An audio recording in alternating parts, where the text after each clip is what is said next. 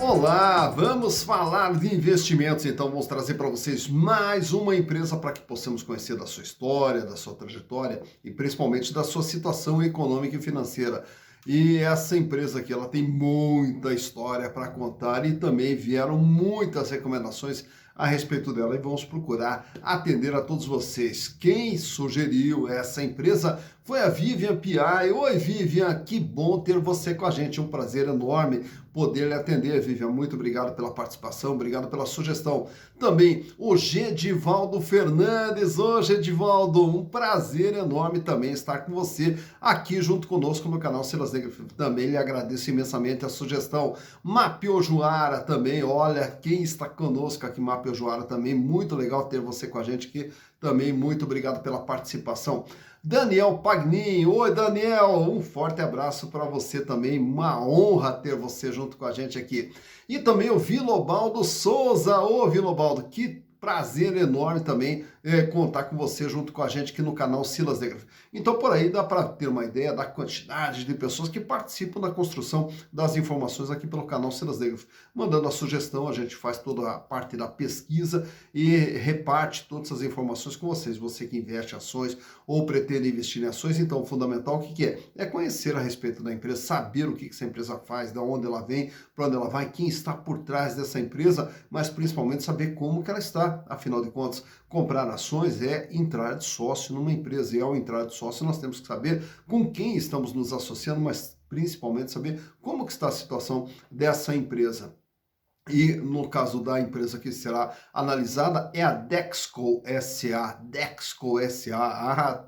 Muita gente talvez não conheça esse nome, Dexco, né? Mas com certeza você conhece a Duratex, com certeza você conhece também a Deca, né? Que é a origem da Dexco, que acabou mudando de nome, né? De Duratex mudou para Dexco, né?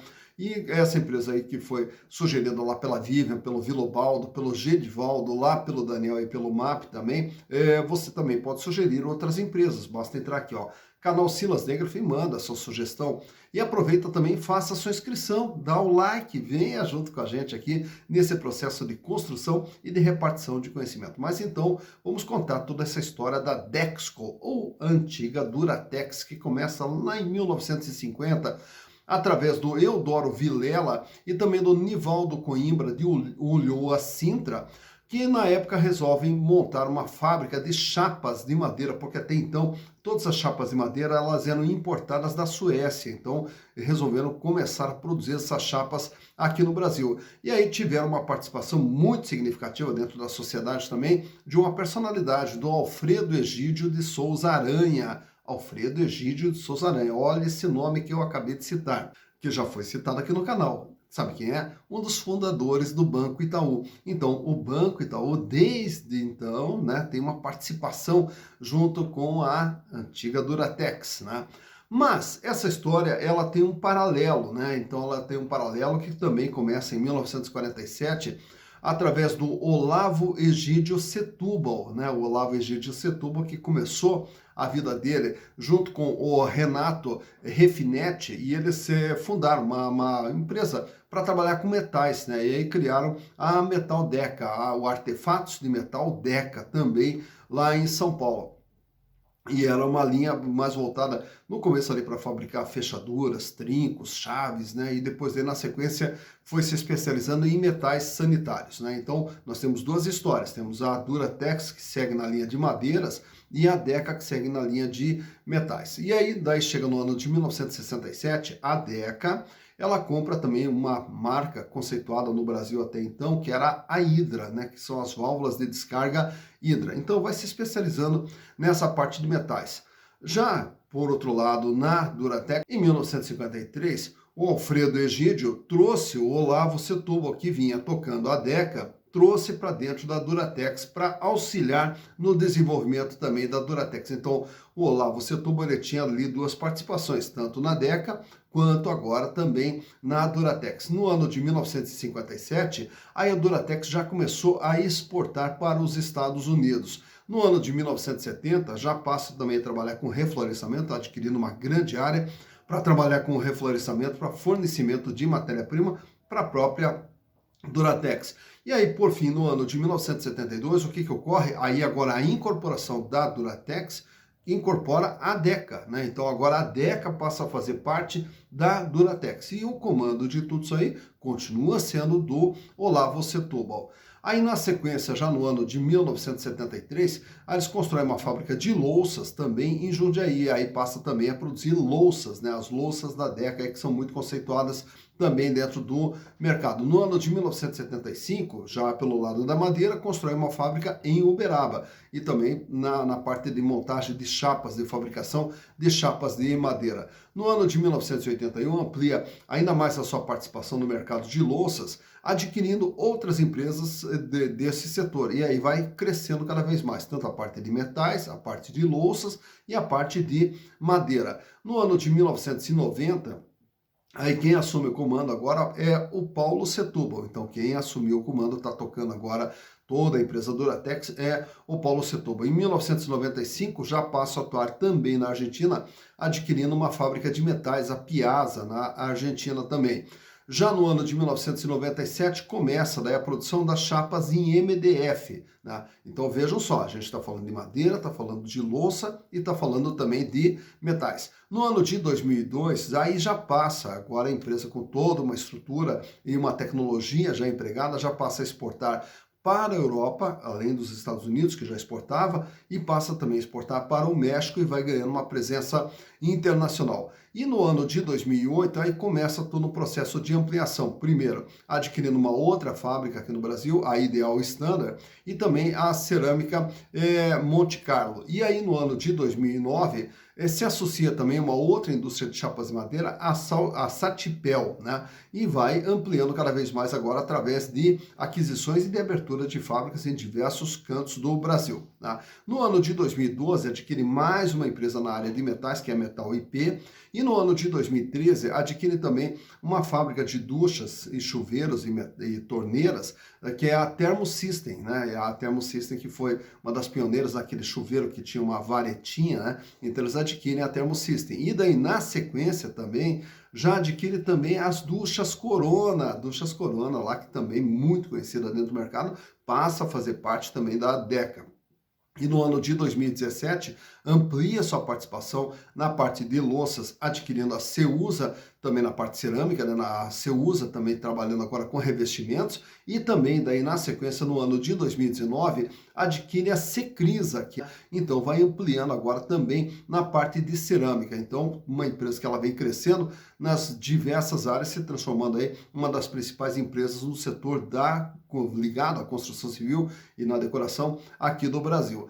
E, naturalmente, como a gente falou desde o começo, que tem uma participação do Itaú, hoje o grupo Itaúsa é o controlador da Dexco, né? Então, aí eles trocaram, depois o nome de Duratex trocam para Dexco, né? E a Itaúsa S.A. continua com a participação. Tem o capital lá bastante pulverizado entre herdeiros, né, desde a época dos fundadores, e tem hoje aproximadamente uns 32, 33% de ações livres circulando no mercado. Mas para que a gente possa saber como que está a situação da Dexco, trouxe para vocês aqui os balanços de 2019, 2020, 2021 e também do primeiro semestre agora, do dia 30 de junho, as informações mais recentes da companhia, para através dos números podermos entender o que é a Dexco S.A. Então, vamos aos números. Bem, aqui estamos então com as demonstrações contábeis da Dexco S.A. referentes a 2019, 2020, 2021 e agora as informações mais recentes do dia 30 de junho de 2022. Então, informação bem fresquinha a respeito da empresa e vamos ver através dos números como que vem sendo o comportamento da empresa durante esse período. Começando pelo ano de 2019, o que é a Dexco? É uma empresa de 10 bilhões de reais, o tamanho do seu patrimônio. Todos os bens e direitos que estão dentro da empresa valem 10 bilhões de reais. E desse valor, naturalmente, que grande parte está aqui, ó, no imobilizado. Máquinas, equipamentos, as fábricas, instalações, enfim, toda a estrutura de funcionamento da empresa. E aqui nessa parte de cima está o capital de giro. Então é como a gente sempre fala. Se aqui embaixo nós temos toda a estrutura que faz a empresa funcionar, aqui em cima nós temos como se fosse o combustível, né, que vai fazer toda essa engrenagem aqui girar. Razão pela qual o capital de giro ele tem que ser bastante destacado, pois uma empresa que tenha deficiência de capital de giro, ela tem deficiência na hora de produzir, na hora de fazer toda a empresa funcionar. Então, o capital de giro passa a ser peça fundamental. E ele fecha 2019 com 3 bilhões 514 milhões, equivalente a 32,8% de tudo que a empresa tem. Lá no ano de 2019, a empresa fechou com 1 bilhão 243 milhões de reais em dinheiro, em caixa, banca, aplicação, 1 bilhão 167 milhões em contas a receber e os estoques equivaliam a 853 milhões de reais. Indo para o ano de 2020, a empresa aumenta um pouquinho o seu tamanho, vai para 11 bilhões 498 milhões e o capital de giro salta para 4 bilhões 220 milhões, agora com 36,7% de representatividade. Aumenta o volume de dinheiro em caixa, 1 bilhão 728 milhões, aumenta também o contas a receber, indo para 1 bilhão 318 e o estoque também apresenta uma elevação, fechando em 924 milhões de reais. Indo para 2021, mais um crescimento da empresa, 13 bilhões 420 milhões de reais. E o capital de giro agora vai para 4 bilhões 661, equivalente agora a 34,7% de tudo aquilo que a empresa tem. Apesar do crescimento nominal, o peso do capital de giro ficou um pouquinho menor do que era em 2020. Diminui aqui o volume de dinheiro em caixa para 1 bilhão 421, porém, em contrapartida, aumenta o contas a receber para 1 bilhão 510 e aumenta os estoques para 1 bilhão 433 milhões de reais. Chegando agora em junho, 6 meses depois do balanço de 2021, a empresa agora é de 15 bilhões 395 milhões de reais.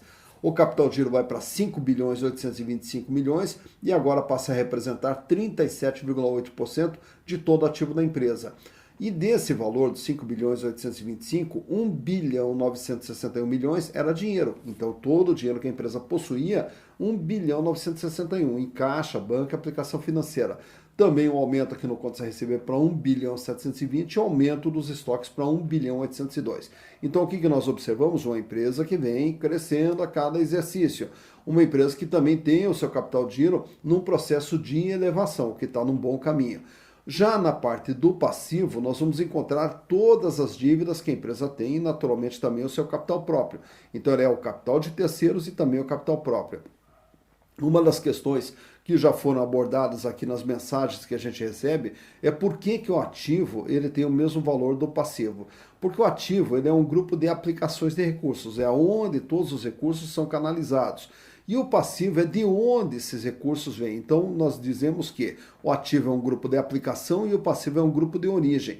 E todos os recursos existentes dentro da empresa, ou eles são provenientes de capital de terceiros, através do endividamento, ou de capital próprio, através do patrimônio líquido. Razão pela qual tudo que entrou tem que estar em algum lugar. Razão pela qual, mais uma vez, o total do passivo sempre vai ser igual ao total do ativo.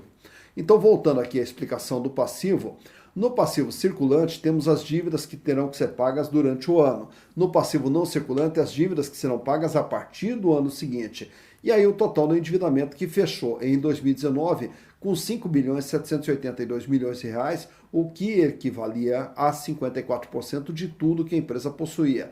Portanto, o tamanho da dívida era de 54%.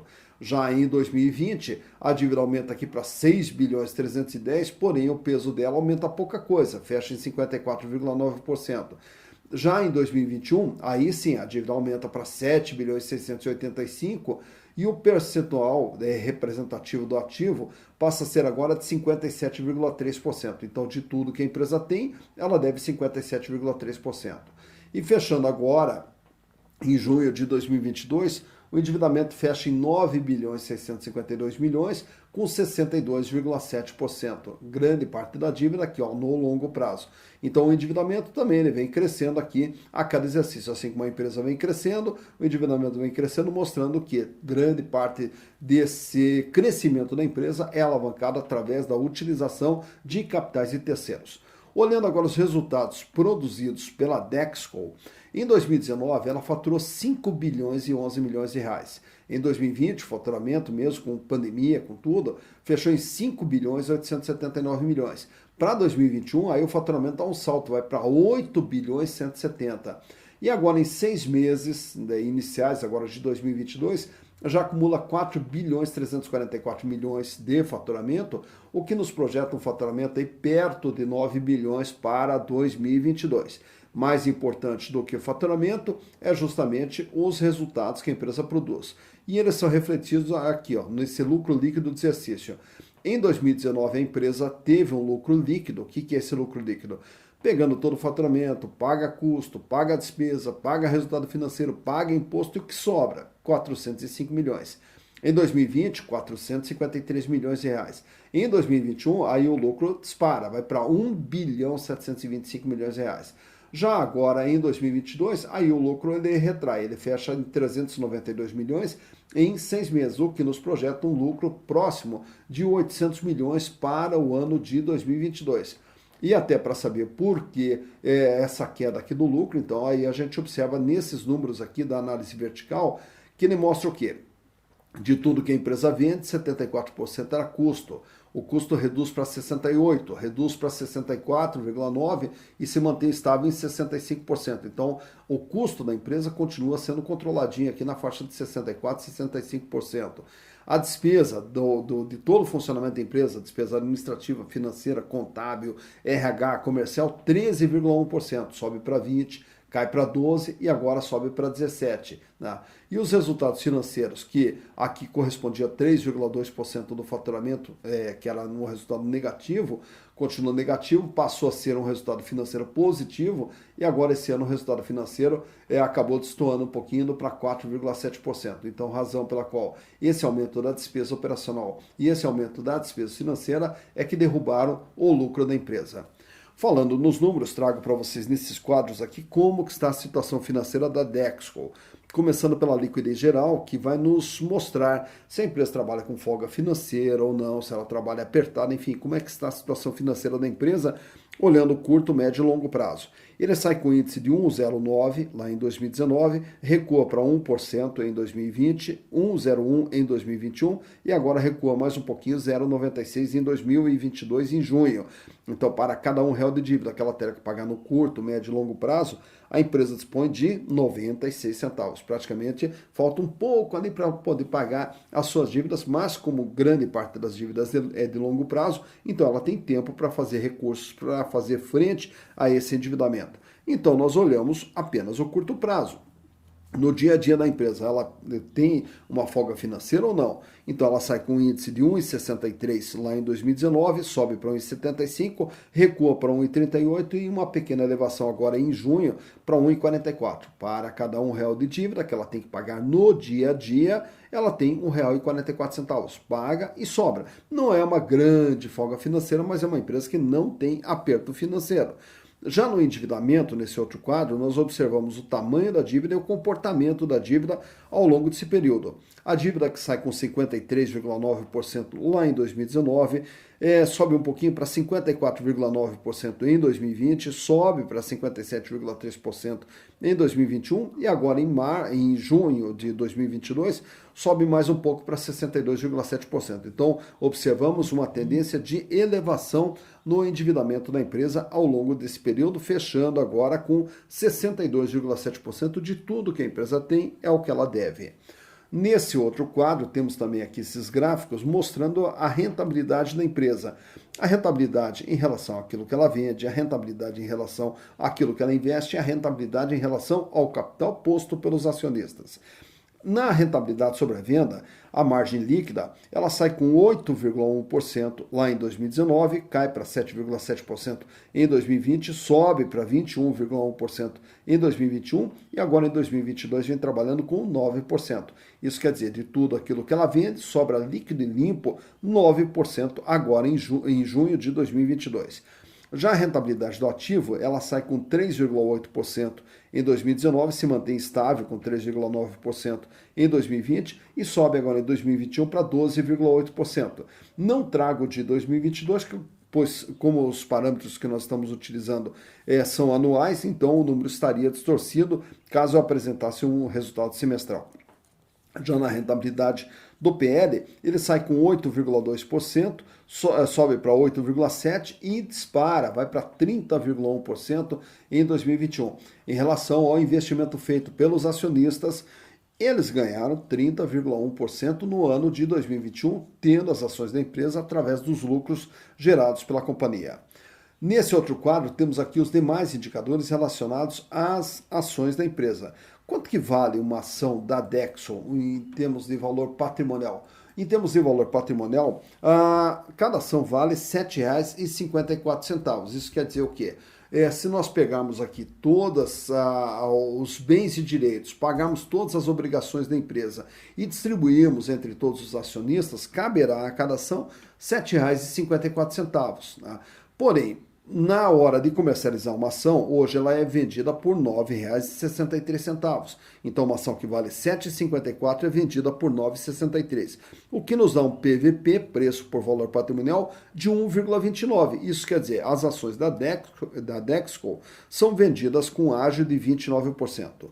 Lucro por ação, tomando com base o ano de 2021. A empresa gerou R$ 2,48 de lucro por ação, o que nos dá uma perspectiva de rentabilidade de 25,75%. Isso quer dizer, se você comprar a ação da Dexco a 9,63 e ela repetir os seus resultados de 2021, ao final do ano, os acionistas terão um ganho de 25,75%. Desse lucro, parte é distribuído e no ano de 2021 a empresa distribuiu R$ 2,01 por ação.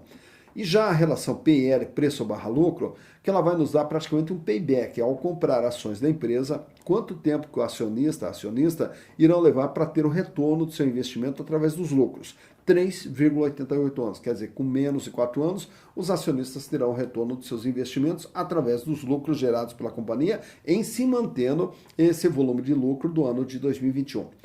Já nesse outro quadro aqui, trago para vocês aqui um gráfico que você extrai lá do Google, só digitar o ticker da empresa lá, o DXCO3, né? E aí você coloca lá por 5 anos e você vai verificar quanto que valia uma ação da Dexco lá em 2017. Lá ela estava sendo cotada na faixa de R$ 7,00. E a partir de 2017 ela vai subindo ali, passa trabalhando no patamar de 8, depois chega até 9, recua novamente para 7. Enfim, ela vai passando ali por algumas oscilações para cima ou para baixo, até entrar no ano de 2019 na faixa de R$ 9,00. E aí ela começa um processo de escalada, culminando até com a sua cotação maior, R$ 17,00, em fevereiro de 2020. Então, se você observar, diversas empresas que nós analisamos aqui, elas mantêm um comportamento semelhante, né, com crescimento ali no final de 2019, começo de 2020. Aí, quando chega a pandemia, a ação despenca. Aí ela passa a trabalhar na faixa de R$ 8,00. Porém, esse período dura pouco e aí a empresa começa novamente todo um processo de elevação, chegando a bater em R$ 21,00 em abril de 2021. Porém, a partir desse momento, aí as ações começaram todo um processo de queda e aí vem com algumas oscilações para cima ou para baixo, mas ela vem no processo de queda fechando agora nesse último dia 1º de agosto, quando da gravação desse vídeo, cotada na faixa de R$ 9,63. Então, por esse gráfico, você já percebe quando que a ação valia mais, né, quando que a ação teve um valor menor e como que o valor das ações vem se comportando ao longo dos últimos 5 anos.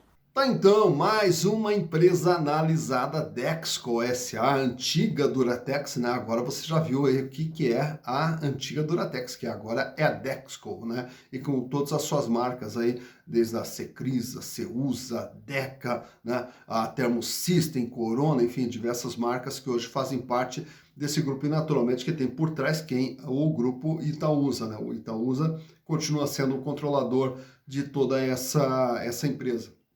E ali, através dos números, então, você viu como que vem sendo a performance da empresa ao longo desse período, inclusive com as informações mais atualizadas agora do dia 30 de junho. E aquilo que eu falei anteriormente, na hora de comprar ações, nós temos que saber que empresa é essa, o que ela faz, como é que vem sendo o desenvolvimento dessa empresa, como é que vem sendo o caminho dessa empresa, né? E através dos seus números a gente também consegue enxergar mais ou menos, né, com uma certa precisão, para onde que a empresa está indo. Por quê? O futuro ele é muito baseado no que ocorreu no passado. Então, de acordo com o que vem ocorrendo no passado e no presente, a gente vê uma linha de ação da empresa, né? Então, todas as empresas, assim como as pessoas físicas, elas têm uma linha de comportamento, da maneira como elas se comportam. Então, essa maneira de se comportar é que nos faz enxergar também a maneira que irão se comportar, a não ser quando haja um processo de ruptura, uma troca de comando da empresa, que daí ocorre uma ruptura e a empresa daí acaba mudando até a sua linha de comportamento. Mas geralmente, quando não existe essa troca de comando, né, de controle, aí a empresa geralmente ela segue uma linha. É por isso que a história da empresa é importante para que possamos conhecer a empresa e principalmente o histórico dos seus números também é importante para nós podermos ver para onde que a empresa vai. E é isso que o canal Cedas de Graph procura repassar aqui para vocês, para repassar toda essa base de informação para que você tenha um processo de decisão mais acertado possível na hora de comprar ações. Com isso, você vai minimizar riscos e ampliar as suas possibilidades de ganho e, consequentemente, construir o seu patrimônio para lá na frente ter uma vida cada vez mais digna e uma vida cada vez melhor, que é o que nós desejamos para vocês. Dito isso, bons investimentos para vocês.